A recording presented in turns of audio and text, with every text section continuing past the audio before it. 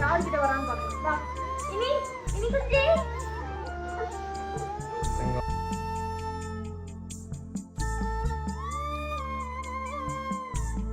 அப்பாட்ட வர மாட்டியா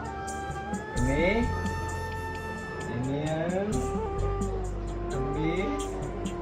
ஏய் வர மாட்டியா அப்பா வேணுமா வேணாமா பை வேணாமா வேணுமா வேணாமா